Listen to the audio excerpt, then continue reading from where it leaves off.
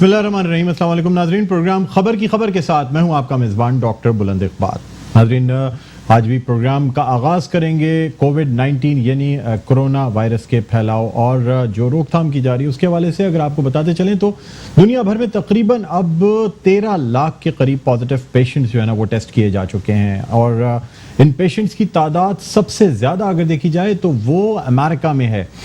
ये भी कहा जा रहा है कि शायद अमेरिका जैसे मुल्क में जहाँ पे तिब्बी सहूलियात जो हैं बड़ी हाई एंड तिब्बी सहूलियात मौजूद होती हैं, लेकिन फिर भी शायद कुछ लाइट ले लिया गया, प्रिकॉशनरी मेजर्स यूज़ नहीं किए गए या लॉकडाउन देर से किया गया। बहरहाल जो भी हुआ वहाँ पे एक बड़ी तादाद पेशेंट्स की पाई जाती है। ख़ासतौर पे अगर मैं बात करूँ तो न्यूयॉर्क और कैलिफोर्निया में इस वक्त ये कहा जा रहा है कि तकरीबन पीक पे पेशेंट्स आ चुके हैं। रोज़ाना की बुनियाद पे हज़ारों पेशेंट्स जो है ना वो टेस्ट किए जा रहे हैं। इसकी एक वजह ये भी कही जाती है कि शायद अमेरिका में बड़ी एग्रेसिव टेस्टिंग की जाती है। अगर हमारे यहाँ कोई 300-400 टेस्ट सिंध में रोज़ाना की बुनियाद पे किए जाते हैं तो अमेरिका की हर स्टेट में हज़ारों टेस्ट किए जाते हैं। इस वजह से वहाँ पॉजिटिव केसेस की तादाद ज़्यादा है। लेकिन उसके साथ ही साथ डॉक्टर्स का ये भी कहना है कि जिस कदर पर्सनल प्रिवेंटिव इक्विपमेंट्स या पीपीई जिन्हें हम कहते हैं वो होने चाहिए थे वो उतने मौजूद नहीं हैं।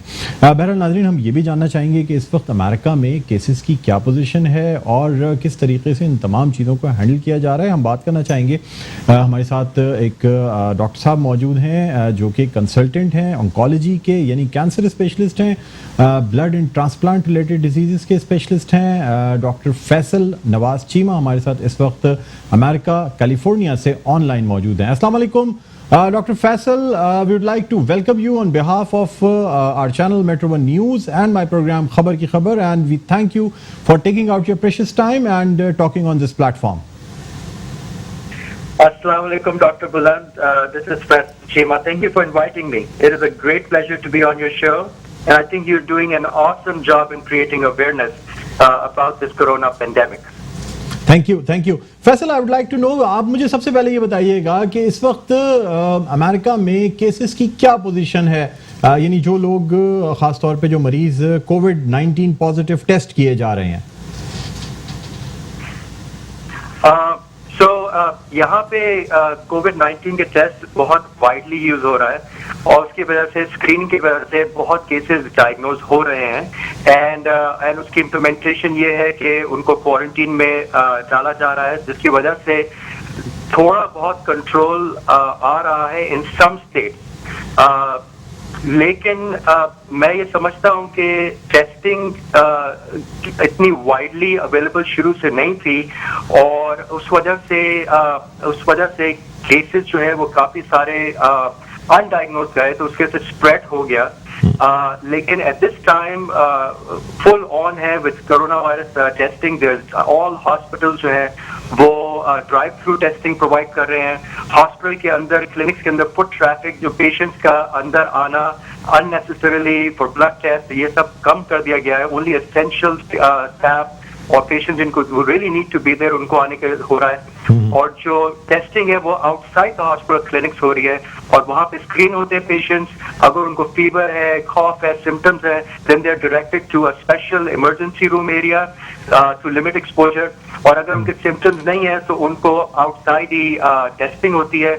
और दूसरी जो चीज इम्पोर्टेंट डेवलपमेंट हुई है वो ये है कि जो पहले कोरोना का वायरस का टेस्ट 3 से 4 दिन लेता था, आप 24 आवर्स लेता है। और नाउ लेटेस्ट डेवलपमेंट ये है कि रिजल्ट्स में आपको 4 से 6 घंटे के अंदर मिलना शुरू हो गए हैं कहीं। तो उसकी वजह से स्क्रीनिंग बहुत इफेक्टिव हो गई है और क्वारंटीन बेहतर हो रही है, which can be seen in the numbers कि कुछ स्टेट्स में जो कोरोना का जो पीक है, वायरस की इन्फेक्शन की पीक है, वो थोड़ी कम होना शुरू हो गई है। मैं इसी तरफ आना चाह रहा था। मुझे बताइएगा फैसल के ये जो खास तौर पे जो पीक है, ये कहा जा रहा है कि अब नंबर ऑफ केसेस जो रोजाना की बुनियाद पे डायग्नोज किए जा रहे थे वर्ल्ड वाइड अगर हम बात करें पूरी दुनिया में, तो अब उनकी तादाद में कुछ कमी आनी शुरू हो गई है। तो डॉक्टर साहब क्या कहते हैं, क्या वजह है? क्या टेम्परेचर बढ़ने की वजह से ये तादाद कम हो रही है, अच्छे इलाज की वजह से, या ये कि अब कुछ इम्यूनिटी भी डेवलप हो जाती है अवाम में वक्त के साथ साथ, और फिर जो प्रिकॉशंस लिए गए, लॉकडाउन किया गया, क्वारंटाइन किया गया लोगों को, उससे फर्क पड़ा है? असल वजह आप क्या समझते हैं इस पीक में डिक्लाइन की? That's very good question. Before I move on, let me give you an example. For example, New York City. At this time, America के अंदर अगर मैं कहूँगा कहीं पे सर्ज बहुत रैपिडली हो रहा है और पीक की तरफ जा रहा है, that's in New York State, New York City itself. Unfortunately, over the past 2 से 3 दिन के ऊपर आप देखें तो there have been around 1,000 deaths per day in New York City alone.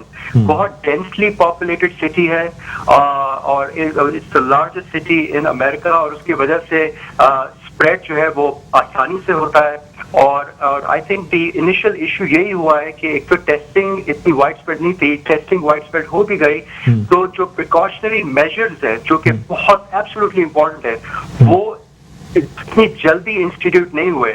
I think हम लोगों को जो चीज 2 महीने पहले करनी चाहिए थी वो मार्च में और towards the end of March शुरू हुई. उस वक्त तक काफी अनडायग्नोज केसेस स्प्रेडर्स ने स्प्रेड किया और फिर उसके बाद infection also. Unfortunately New York city तो अभी at this time as you may know peak की तरफ जा रही है, दिस सर्जिंग. दूसरी एग्जांपल मैं दूंगा. फॉर एग्जांपल कैलिफोर्निया के अंदर वहां पे सोशल डिस्टेंसिंग, आइसोलेशन और ये जो प्रिकॉशनरी मेजर्स है बहुत अच्छी तरह इंस्टीट्यूट हुए और बिकॉज मैं कैलिफोर्निया में हूँ, सैन फ्रांसिस्को एरिया में हूँ, आई कैन सी कि सोशल डिस्टेंसिंग कितनी अच्छी तरह इम्प्लीमेंट हो रही है और उस वजह से जो फोन कॉल्स आ रही है पेशेंट्स की with sick, cough and flu like symptoms वो डिक्रीज होती हुई नजर आई है और जो नंबर्स हैं वो भी थोड़े स्टेडी होल्ड हो रहे हैं. हॉस्पिटल्स इतने ओवरवेल्म नहीं हो रहे हैं eight this time. Most of the hospitals इतने ओवरवेल्म नहीं हो रहे जो हम लोग एक्सपेक्ट कर रहे थे by this time. Although precautionary measures still in place क्योंकि वी इन कैलिफोर्निया हम लोग एक्सपेक्ट कर रहे हैं कि प्रॉब्ली 2 से 3 हफ्ते में पीक आएगी. May be it is delayed. Now आपका क्वेश्चन था कि प्रिकॉशनरी मेजर्स है या राइजिंग टेम्परेचर है या राइजिंग टेम्परेचर है. आई थिंक मैं I've been going through it, I've been reading about कि is it rising temperature, is it मैंने ये भी देखा है कि there's some theories के मे बी चाइना से जो वायरस आया इन पाकिस्तान और उस एरिया में एशिया में वो इतना विरुलेंट, इतना खतरनाक नहीं था और जो वायरस यूरोप और अमेरिका की तरफ it's more virulent. I think these are all theories. तो ये दिमाग में ना रखें. फॉर एग्जाम्पल फॉर पाकिस्तान ये दिमाग में रखें कि मे बी गर्म टेम्परेचर तो इतना इन्फेक्शन नहीं होगा, आराम से हम लोग सोशल डिस्टेंसिंग हम लोग को नहीं इतनी करनी है, सोशल आइसोलेशन इतनी नहीं करनी है. That is absolutely wrong. I think the best impact जो है वो प्रिकॉशनरी मेजर्स से ही हुआ है.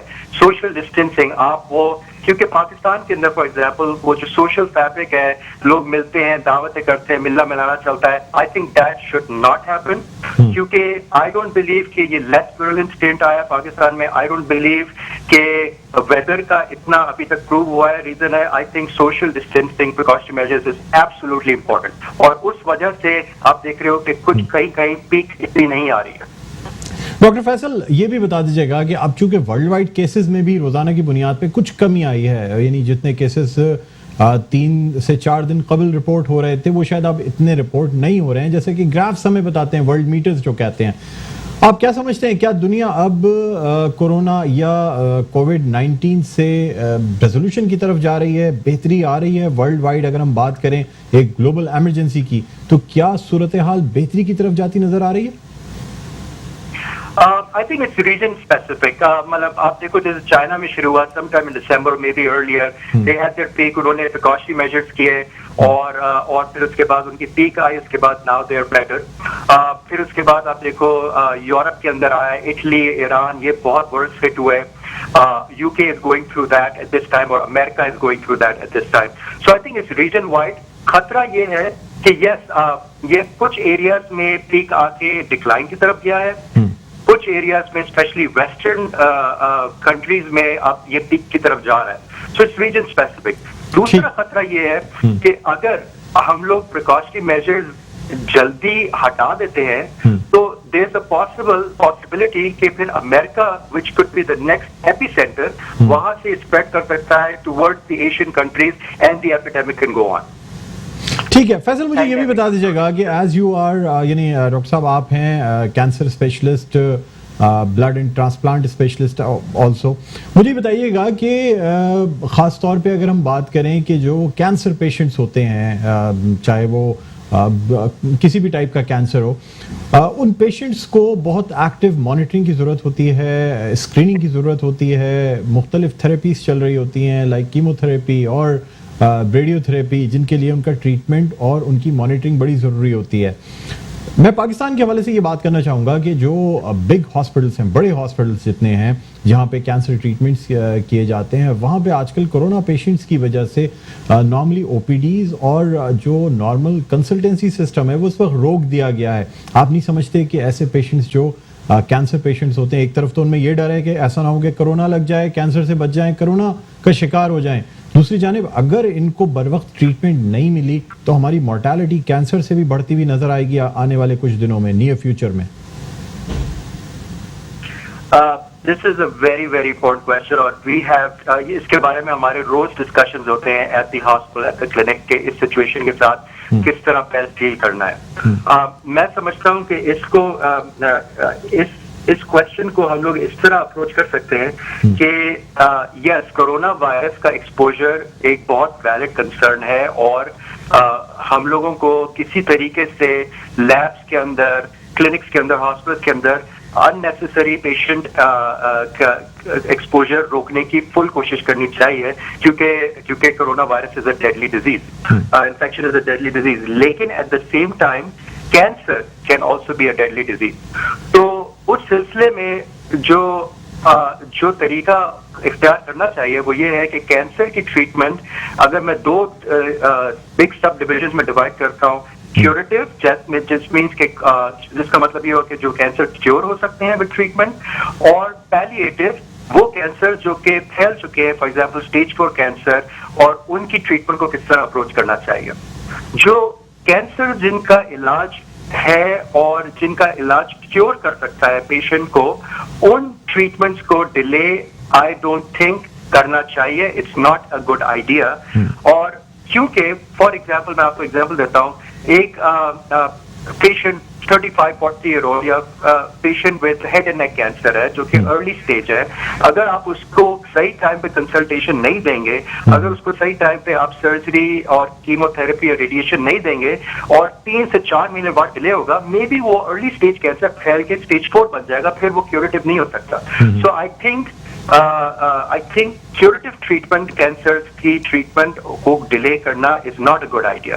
Same thing with acute leukaemia, that is an aggressive disease, patient को एडमिट करें, ट्रीटमेंट करें। Palliative treatment, for example stage 4 colon cancer है, स्टेज 4 ब्रेस्ट कैंसर है, लेकिन पेशेंट सही है, पेशेंट को सिम्टम्स नहीं है, पेन नहीं है, कोई और प्रॉब्लम्स नहीं चल रही है, ब्लीडिंग नहीं हो रही है, उन पेशेंट्स को यू कैन ऑब्जर्व, उनको एट दिस टाइम क्लिनिक में लाना, ब्लड टेस्ट कराना, कोविड एक्सपोजर होगा, उनकी इम्यूनिटी लो करना with treatment that makes it higher risk category. उन पेशेंट्स को आप क्लोजली ऑब्जर्व कर सकते हैं। मैं ये भी ऐड करना चाहूंगा डॉक्टर बुलंद के जैसे इन अमेरिका हम लोग बहुत सारा टेली विजिट, वीडियो विजिट करते हैं, जो कि सब इसको वर्चुअल केयर कहते हैं। आई थिंक अगेन, अगर पेशेंट को क्लिनिक में हम लोग नहीं ला रहे अनलेस एब्सोल्युटली नेसेसरी, लेकिन हम लोग टेलीफोन पे और वीडियो विजिट्स पे बहुत जोर दे रहे हैं, जिसकी वजह से I can see the patient, I can talk to patient, उनको फॉलो अप कर सकता हूँ, मैं अपनी कंसल्टेशन दे सकता हूँ उनको, and provide care in a timely manner.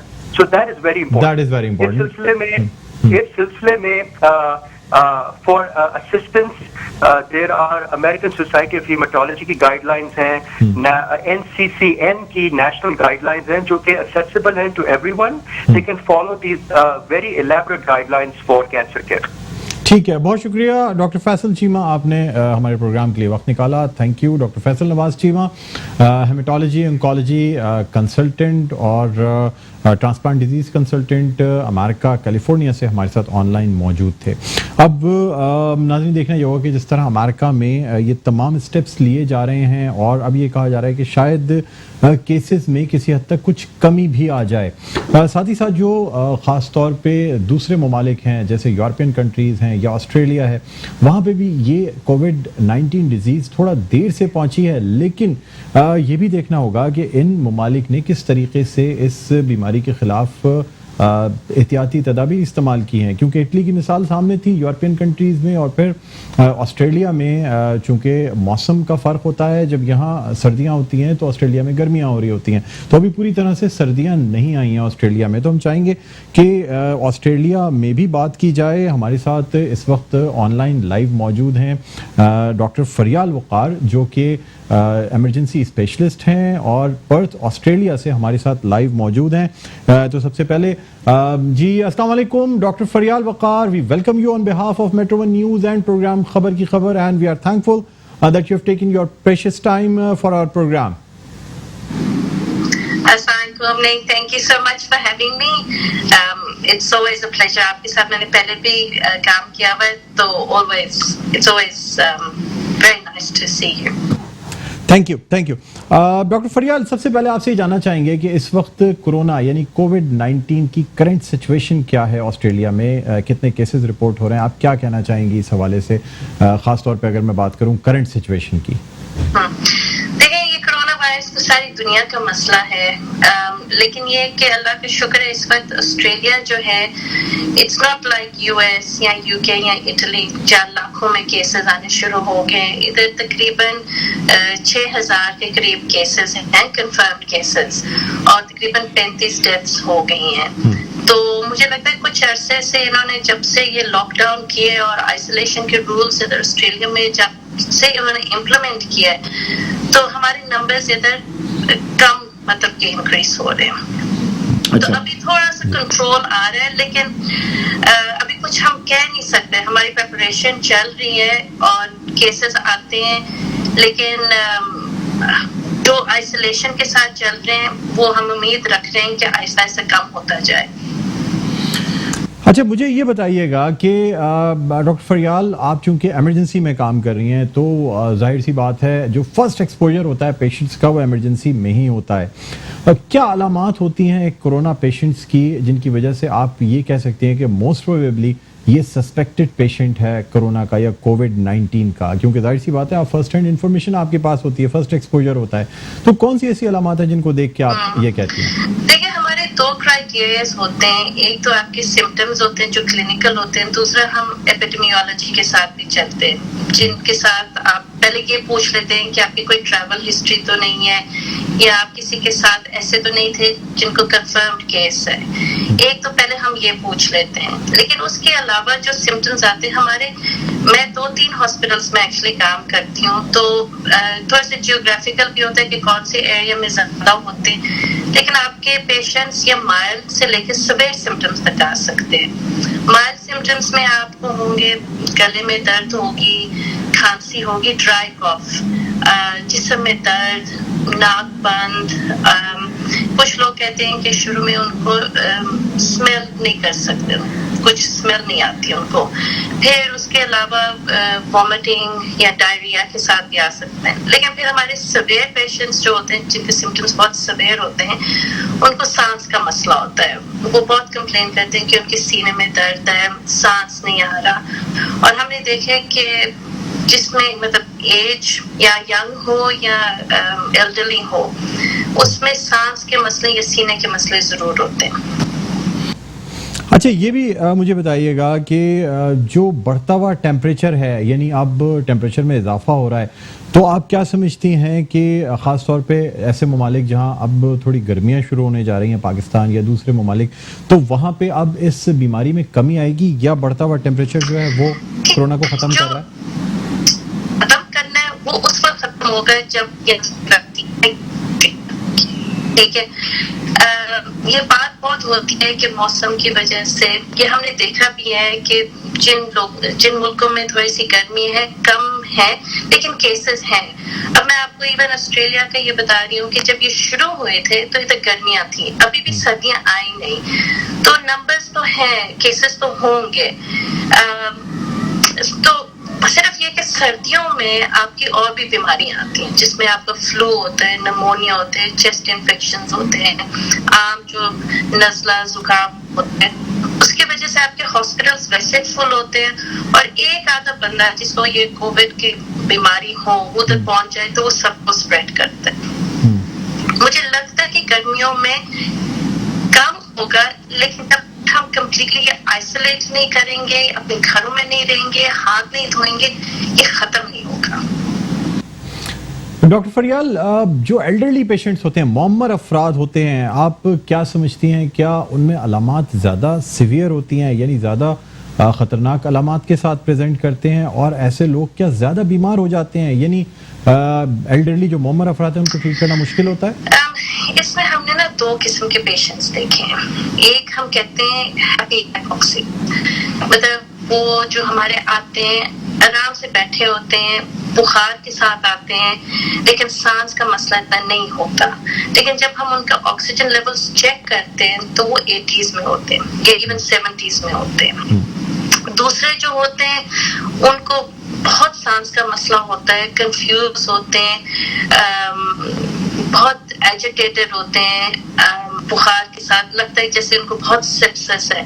लेकिन ये दोनों कैटेगरीज, बेशक आप हैप्पी हाइपोक्सिक हो या आप कंफ्यूज हो, बहुत सीवियरली बीमार हो, इनका ये होता है कि बेसिकली आपके ये वायरस में आपके जो लंग्स हैं वो स्पंज बन जाते हैं, जैसे पानी से भर जाते हैं। तो जब एक दफा उनको हो जाए तो बहुत जल्दी ना ये डिटेरिएट हो जाते हैं, लेकिन जरूरी नहीं कि आप जब ईडी में पहुंचे तो उस वक्त इतने जल्दी डिटेरिएट।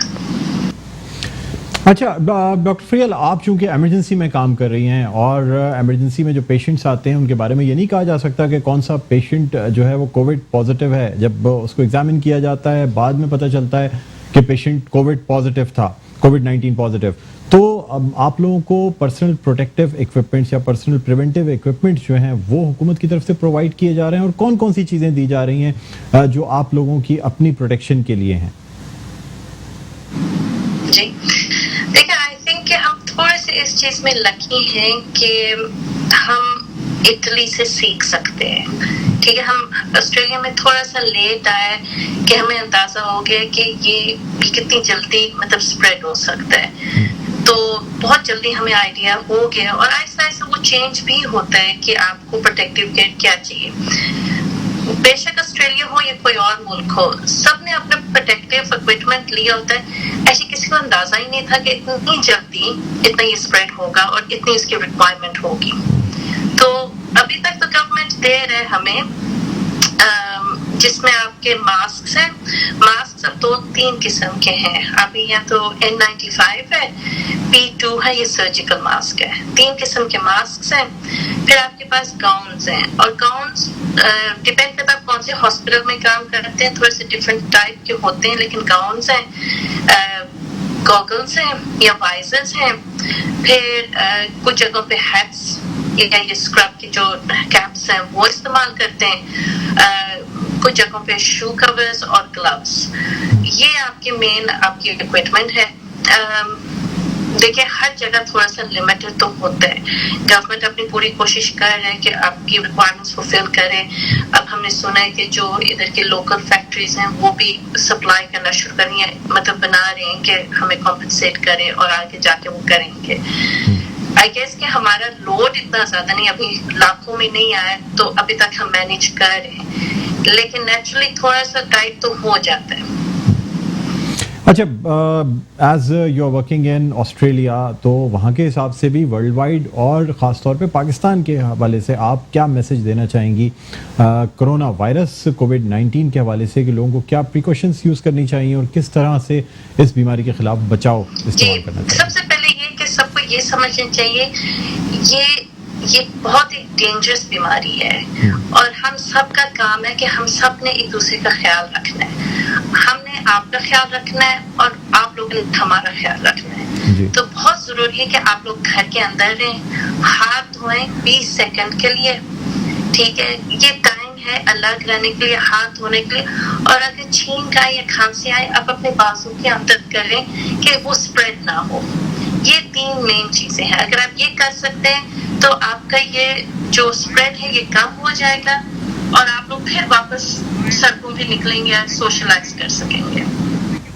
बहुत शुक्रिया डॉक्टर फरियाल वक़ार, इमरजेंसी स्पेशलिस्ट, पर्थ ऑस्ट्रेलिया से हमारे साथ लाइव ऑनलाइन मौजूद थी। बहुत शुक्रिया, आपने अपना वक्त निकाला। नाज़रीन, एक छोटा सा वक्फा लेना चाहेंगे, वक्फे के बाद दोबारा आपकी खिदमत में हाजिर होते हैं। कहीं ना जाइएगा, देखते रहिए प्रोग्राम खबर की खबर।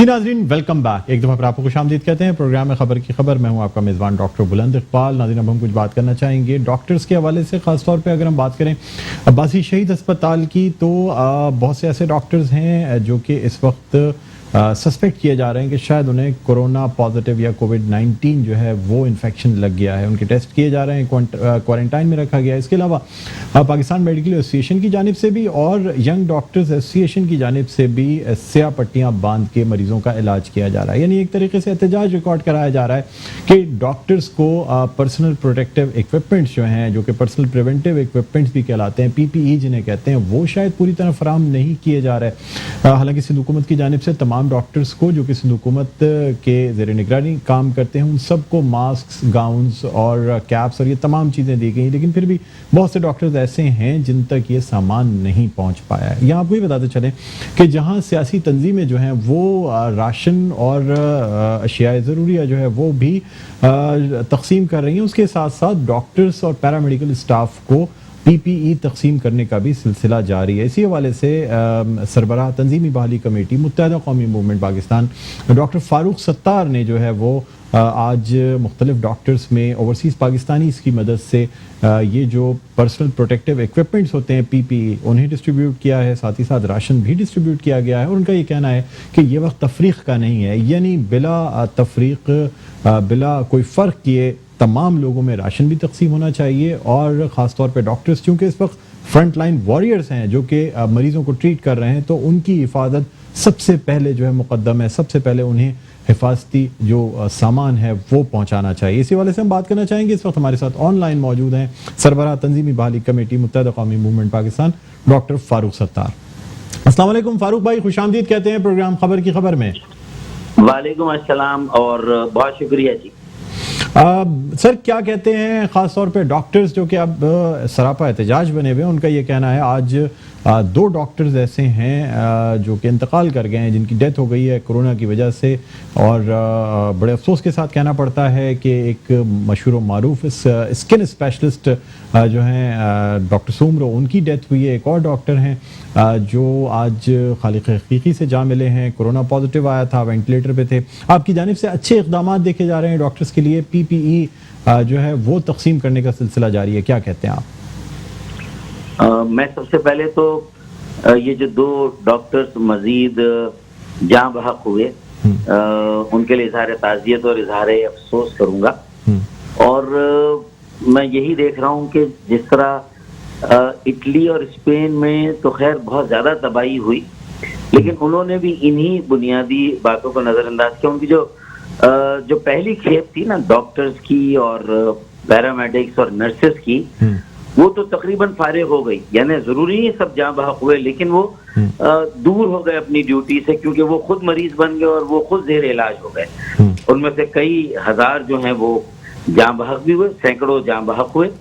तो अब यह है कि हमें सबसे ज्यादा ख्याल रखना है अपने इन फ्रंट लाइन वॉरियर्स का, आगे के महाज पर लड़ने वाले मुजाहिदों का, जो डॉक्टर्स, पैरामेडिक्स और नर्सेज हैं। और इनकी जो सबसे बड़ी जरूरत है वो पर्सनल प्रोटेक्टिव इक्विपमेंट है, PPE। ये खास स्पेसिफिकेशन होती है जिस खास फैब्रिक के कपड़े से ये तैयार होता है। तो मेरे ख्याल में इसमें इसके ऑर्डर्स प्लेस करने में और इसका इंतजाम करने में हमारे यहाँ थोड़ी सी ताखीर हुई और कोताही हुई। और मास्क भी N95 चले हमारे पास ना हो, हम कहीं आते हैं, विजिट करते हैं, सोशल डिस्टेंस कंप्रोमाइज होता है, तो हम सर्जिकल मास्क से भी काम चला लेते हैं, और वो भी आलमी इदारा सेहत कहता है कि उससे भी काम चल जाता है। लेकिन डॉक्टर्स के लिए ज्यादा एहतियात की जरूरत है, पैरामेडिक्स, नर्सेज के लिए उन्हें N95 मास्क फराहम होने चाहिए थे और बड़ी तादाद में होने चाहिए थे। और वो भी जब शुरू में दुनिया की मार्केट में अवेलेबल थे तो हमने जो है वो उसका ऑर्डर नहीं दिया, जब फ्लाइट्स आ रही थी, जा रही थी, एयरपोर्ट भी चल रहे थे। तो मैं समझता हूँ कि ये चीजें तो थोड़ी सी निगलेक्ट हुई हैं, और इसीलिए डॉक्टर्स अगर रिएक्ट करते हैं तो बजा तौर पर आज कोयटा में डॉक्टर्स ने रिएक्ट किया, तो एक तरफ कोरोना वायरस उन्हें मार रहा है और दूसरी तरफ जो है वो पुलिस ने उन्हें जदोकोब किया, उनकी पिटाई की, जो कि अफसोसनाक अमल है। इसकी भी मैं शदीद अल्फाज में मजम्मत करूंगा, ऐसा नहीं होना चाहिए। हुकूमत और इंतजामिया को ऐसी बातों का नोटिस लेना चाहिए। तो अब हम ये आते हैं कि आज हमने अल्लाह के फजलो करम से अब्बासी शहीद अस्पताल में, उससे पहले जिना, उससे पहले सिविल में, ये कुल मिला के 1000 जो है वो ऐसे PPE इस तरह के लिबास डॉक्टर्स और पैरामेडिक्स नर्सेज के लिए दिए गए, आज अब्बासी अस्पताल में दिए। और ये समंदर पार पाकिस्तानियों का, हमारे दोस्तों का एक ग्रुप है जिनका एतमाद है मुझ पर, मेरे साथियों पर, और वो ये चाहते हैं कि इसी तरह जो ज़रूरत हो हम उन्हें बताएं और वो उसको पूरा करें। तो मैं समंदर पार पाकिस्तानी मेरे भाइयों दोस्तों का भी शुक्रिया अदा करूंगा और उनके जज्बे को भी सराहूंगा, क्योंकि उन्होंने जो है वो हमेशा इस तरह के कड़े और बुरे वक्त में अपने मुल्क के लोगों को उसका साथ दिया, उनके साथ खड़े हुए। तो मैं समझता हूं कि हमारी हुकूमतों को, वफाक को और सूबाई हुकूमत को भी ज़्यादा मरबूत होकर एक दूसरे के साथ मुकम्मल ताउन करके जो नेशनल कमांड एंड ऑपरेशन जो सेंटर कायम हो मरकज में, ऐसा provincial command and operation centre यहाँ कायम होना चाहिए। उनके दरमियान एक मुस्तकिल राब्ता हो, मालूमात जो चारों सूबों और वफाक के दरमियान मुस्तकिल शेयर हो, मतलब उसका तबादला हो, और फिर जो भी पॉलिसी और फैसला हो वो उसमें कम से कम इख्तिलाफ हो। तो मैं समझता हूँ कि लोगों को उसे फॉलो करना आसान होगा, जिसकी कमी महसूस हो रही है कि काफ़ी गैप है वफाक में और जो सूबाई हुकूमतें कर रही हैं। तो ये चीज़ें होनी चाहिए। जी अच्छा सर, ये भी बता दीजिएगा कि आप क्या समझते हैं, ख़ास तौर पे सिंध हुकूमत की जानिब से जो राशन तकसीम किया जा रहा है मुस्तहिक ख़ानदानों में, ऐसे लोगों में जो कि सफ़ेद पोश हैं, जो कि रोज़ाना उजरत पर काम करते हैं या किसी वजह से उनको तनख्वाहें नहीं मिल सकी हैं, क्या समझते हैं क्या ये बहुत ज़्यादा इफ़ेक्टिव तौर पर ये राशन तकसीम किया जा रहा है, या आप बिल्कुल मुतमईन नहीं हैं? मैं कतई मुतमईन नहीं हूँ, क्योंकि 20 लाख राशन का ऐलान किया था सूबाई हुकूमत ने। सूबाई हुकूमत के बाकी बहुत सारे इक़दाम सराहने के काबिल हैं, देर से ही सही, लेकिन उन्होंने सबसे पहले सूबाई हुकूमत, सिंध की सूबाई हुकूमत ने लॉकडाउन का फैसला किया, जो कि एक मुनासिब फैसला था। और जाहिर है कि मुकम्मल लॉकडाउन तो मुमकिन भी नहीं है, वो जितना भी था, जैसा भी था, मेरे ख्याल में मुनासिब था।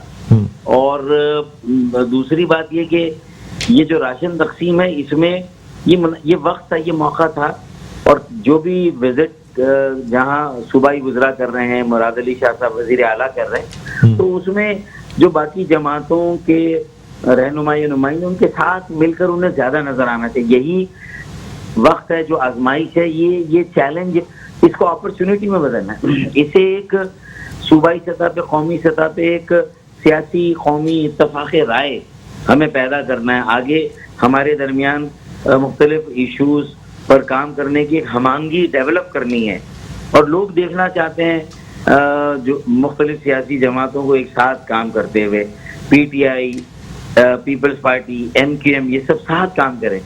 वज़ीर आज़म इमरान खान की तरफ से भी ऐसा कोई मूव नज़र नहीं आया कि उन्होंने शहबाज शरीफ को फ़ोन किया हो और दूसरी जो रहनुमा उन्हें फ़ोन किया हो और उनसे कहा हो कि भाई आप तजावीज़ दें, हमें आपका ताउन चाहिए। ये किसी एक सियासी जमात, एक हुकूमत का जो है वो ये इतना बड़ा चैलेंज है, हम नहीं इससे निमट सकते।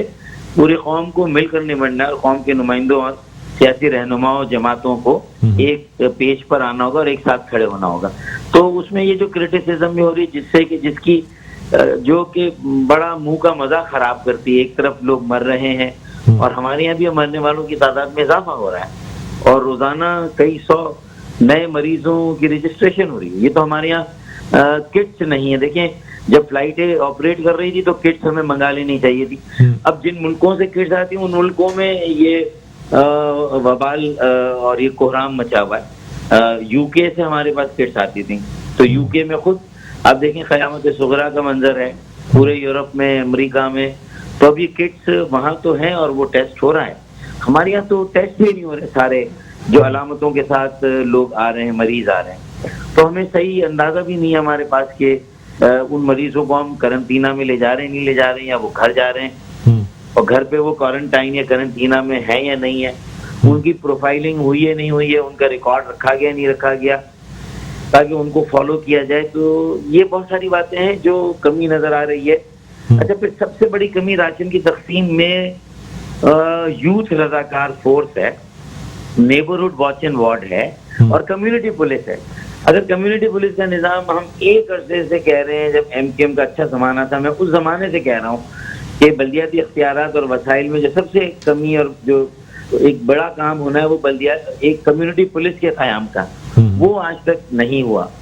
और जो कम्युनिटी वार्डन्स बने भी, उन्हें भी उज़्वे मुअत्तल बना दिया गया। तो अगर उसका नेटवर्क मौजूद होता, रजाकार यूथ फोर्स होती और नेबरहुड वॉच एंड वार्ड होता, तो आज और फिर ये 6 लाख की टाइगर फोर्स की जरूरत नहीं थी। तो 6 लाख की टाइगर फोर्स को डिसेंट्रलाइज किया जाता, इनका सारा डेटा जिले इंतजामिया को मुंतकिल किया जाता, मेयर को किया जाता या डीएमसी के चेयरमैन को, डिस्ट्रिक्ट के चेयरमैन को किया जाता और उनकी सतह पे इन्हें जो है वो इनके साथ ऐड किया जाता जो पहले से फोर्स होती। उनके पास प्रोफाइल होता सोशो इकोनॉमिक, हर 5,000 10,000 घरों पर मुश्तमिल मोहल्ले का, कि यहाँ लोग किस तरह कमा रहे हैं, वर्किंग क्लास कितनी है, बिजनेस क्लास कितनी है, इंडस्ट्रियलिस्ट कितने हैं, प्रोफेशनल्स कितने, और उनकी कितने लोग बेरोजगार हैं और उनकी क्या जरूरत है वो बताते जरूरत है, और वहाँ राशन बढ़ता और वहाँ जाता। ये सबसे मौसर तरीका होता है। अभी तो डुप्लीकेशन हो रही है, लूट मार भी हो रही है, कुछ लोग 4-4 मरतबा भी ले जा रहे हैं, ऐसे लोग भी निकल आए हैं। तो जो सफेद पोश है उनका मसला है, और अगर वो मुश्तइल हो गए और भूख से बिलबिला उठे, दूध से बच्चे बिलक बिलक के अल्लाह ना करे जान बहक होने लगे, तो क्या होगा? उसका कोई रेमेडी ना वफाकी हुकूमत के पास है ना सूबाई हुकूमत के पास है, और वो टाइगर फोर्स के टाइगर भी कुछ नहीं कर सकेंगे। अल्लाह ना करे कोई ऐसा मौका आया, ऐसी अफरा तफरी हो, अल्लाह ना करे कि ऐसा हो, लेकिन ये खदशा भी है। अब उसके लिए सबको लेकर बैठे हैं, सबको साथ लेकर चलें और इसमें कोई सियासत ना करे, सियासत से बालातर होकर जो अच्छा काम कर रहा है उसको क्रेडिट दे। मैं जिस तरह कहता हूँ कि Bilawal chairman Pakistan peoples party, Bilawal Zardari Bhutto और जो मुराद अली शाह साहब हैं वजीर आला से, उन्होंने अच्छा काम किया, तो जो अच्छा काम किया उसको सराहना चाहिए। तो इसमें कोई हम छोटे नहीं हो जाएंगे, तो ये वजीर आजम को भी करना चाहिए। ठीक है, बहुत शुक्रिया डॉक्टर फारूक सत्तार साहब, सरबराह तंजीमी बहाली कमेटी मुत्तहिदा कौमी मूवमेंट पाकिस्तान हमारे साथ ऑनलाइन मौजूद थे और इनका कहना यह था कि जो अच्छा काम करा उसको सराहना चाहिए और एक जामे मरबूत पॉलिसी इख्तियार करके एक बाकायदा तरीक़ेकार के ज़रिए ये राशन तकसीम किया जाना चाहिए। बहरहाल नाज़रीन, अब हम कुछ बात करना चाहेंगे अब्बासी शहीद अस्पताल के हवाले से, जहाँ पे डॉक्टर्स को किट फराम की गई है, लेकिन साथ ही साथ ज़िला बस्ती के एक ही ख़ानदान के 11 अफराद के कोरोना टेस्ट जो हैं वो मुस्बत आ गए हैं। आपको यहाँ ये बताते चलें कि 11 अफराद को मुआयने के बाद होम आइसोलेशन यानी करंतना में शिफ्ट कर दिया गया है, और ये भी कहा जा रहा है कि इस ख़ानदान में से एक का ताल्लुक़ जो है, यानी एक डॉक्टर थी और एक खातून डॉक्टर जो हैं वो ख़ास तौर पे अब्बासी शहीद के जो फ़िल्टर क्लिनिक है उसमें भी काम करी थी। इसी हवाले से हम गुफ्तगू करना चाहेंगे। इस वक्त हमारे साथ ऑनलाइन मौजूद हैं doctor Salma Kausar, senior medical director KMC, हमारे साथ इस वक्त ऑनलाइन मौजूद है। अस्सलाम वालेकुम डॉक्टर साहिबा, खुश आमदीद कहते हैं प्रोग्राम खबर की खबर में। जी जी, सबसे पहले तो डॉक्टर साहिबा बताइएगा, क्या ये बात दुरुस्त है कि एक ही खानदान के 11 अफराद को कोरोना टेस्ट पॉजिटिव आया, जिसमें से उस खानदान में से एक खातून जो है वो फराइज अंजाम दे रही थी अब्बासी शहीद के फिल्टर क्लिनिक में? जी बिल्कुल। अच्छा, ये भी मुझे बता दीजिएगा कि आपकी जानिब से ये कहा जा रहा है कि तमाम किट्स फराहम कर दी गई हैं, लेकिन अब भी हमें अब्बासी शहीद में, अभी कुछ देर कबल हमने डॉक्टर फारूक सत्तार से भी बात की और मुख्तलिफ और दूसरी तंजीमें हैं जिन्होंने अब्बासी शहीद हॉस्पिटल आए भी थे, उन्होंने भी 100 किट्स दिए हमें। इन हमने अपना तमाम हाउस ऑफिसर्स को, पीजीज को और तमाम जो फैकल्टी है मेरी, प्रोफेसर्स को, सबको हमने प्रोवाइड कर दिए। ठीक है। अच्छा, आपका ये भी कहना है कि अभी तक गवर्नमेंट की जानिब से आपको इमरजेंसी फंड नहीं दिया गया?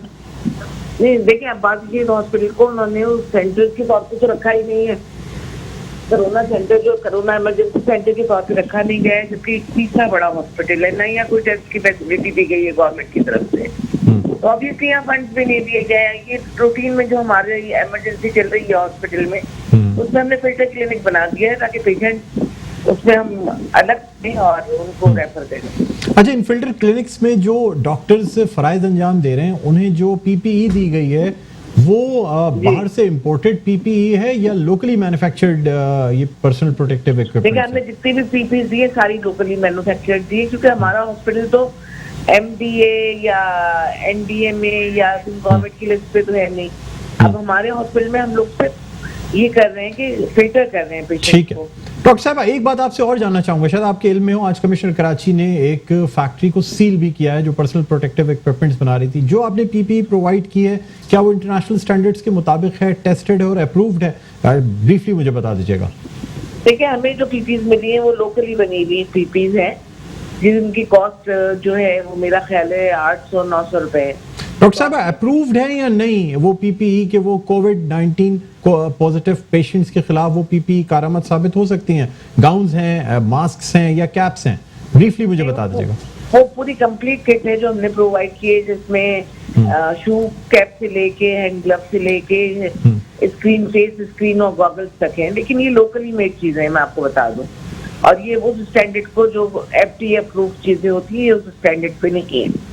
ठीक है, बहुत शुक्रिया डॉक्टर सलमा कौसर साहिबा, सीनियर मेडिकल डायरेक्टर केएमसी, हमारे साथ ऑनलाइन मौजूद थे। उनका कहना यह था कि तमाम डॉक्टर्स को पर्सनल प्रोटेक्टिव इक्विपमेंट्स फराहम कर दिए गए हैं और अब अब्बासी शहीद के डॉक्टर्स जो हैं, ख़ासतौर पे ऐसे डॉक्टर्स जो कि फ़िल्टर क्लिनिक में काम कर रहे हैं, जो कि अब्बासी शहीद के अहाते में बनाया गया है ताकि दूसरे मरीजों तक कोरोना के जरासीम ना पहुँच सकें, उन तमाम को ये किट्स और बाकी डॉक्टर्स को भी फराहम कर दी गई है। नाज़रीन, प्रोग्राम का वक्त अपने अख्ताम पर पहुँचता है। मुझे बुलंद इकबाल को इजाज़त दीजिए। अपना बहुत ख्याल रखिएगा। अल्लाह हाफ़िज़।